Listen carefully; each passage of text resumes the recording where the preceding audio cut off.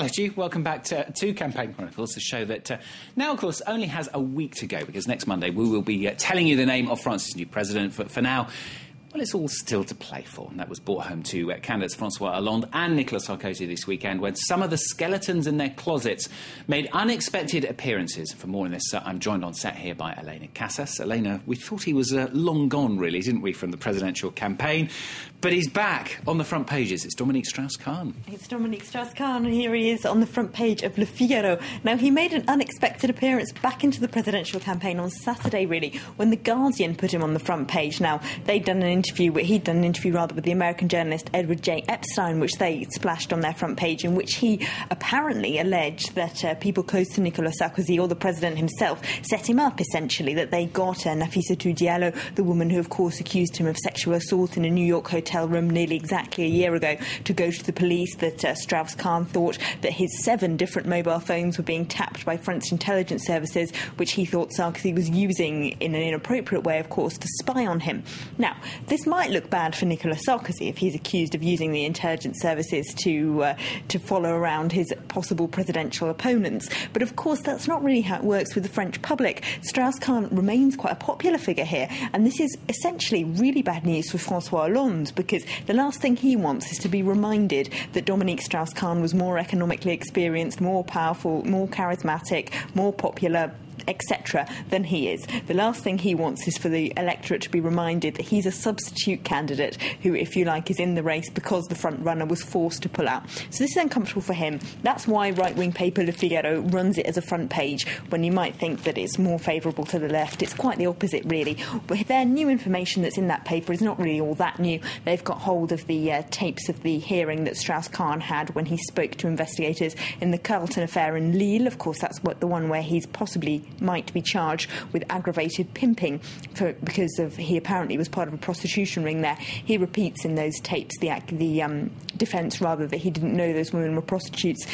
So the information isn't really particularly new, but he also made himself a surprise guest to a party here in Paris this weekend, which has got itself onto the front page of Le Parisien. It was a socialist MP who had a party here in Paris, invited all the great and the good of the party, most of whom were then forced to leave in a hurry when they found out that Dominique Strauss-Kahn would also be turning up. Such is the socialist fear now of being photographed with him or caught with him.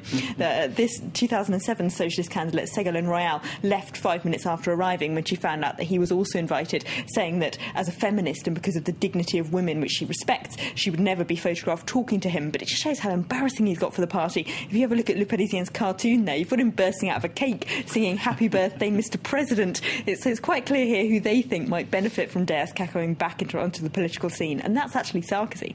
Fantastic stuff. Well, no bias, of course, as ever here on Campaign Chronicles. It's not just the socialists who've had their skeletons emerge from the closet, maybe out of a cake, who knows, this weekend, though.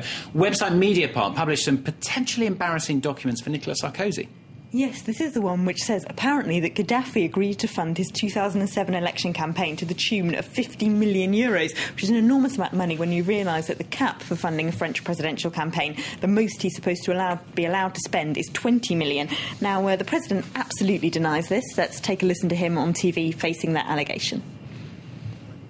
It was a false document. Mediapart is a seedy operation. Their boss is fooled every time. The document is false. Do you really believe that Mr. Gaddafi transferred me some money? We will not lose a single minute in filing a complaint against Mediapart. Now, today's Libération has interviewed one of the men who supposedly was at the meeting where that document supposedly was signed in Tripoli in December 2006 as an envoy of Nicolas Sarkozy. That's the Franco-Lebanese businessman Ziad Taqaddeen, whose name keeps cropping up in corruption scandals related to the current president. Now, he says to them that he was not at any such meeting, but that it could well have taken place, that he thinks the document is credible, that he admits having met Saif al-Islam, of course Gaddafi's son, in 2004 to try and help mend relations between France and Libya, which he says at the time was nothing exceptional. Lots of European leaders like Tony Blair were at the time building up their relationships with Gaddafi, who, if you remember, was making himself acceptable on the international scene in 2004-2005. So he says there's nothing wrong with his having met him at the time. And while he wasn't at that meeting or any meeting that discussed financing Sarkozy's presidential campaign, he doesn't think it's impossible that the former Interior Minister Brice Hortefeux, who according to that document did meet with Libyan envoys and talked about money, he doesn't doesn't think it's impossible that that meeting took place. He says that it's credible, even, rather embarrassingly, for Sarkozy. And, of course, that's led Socialist candidate François Hollande now to say this morning he thinks the justice system should be investigating the case. This is an investigative news website, and they search whatever leads they can find. We can like it or not, but they are journalists that have demonstrated their competence numerous times. I think it should be a matter for the courts. If Mediapart is wrong, then they should be punished. And if they're not wrong, then someone will have some explaining to do. There you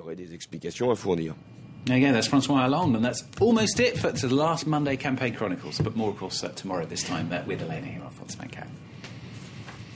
Here's the headlines then. The last chance to impress.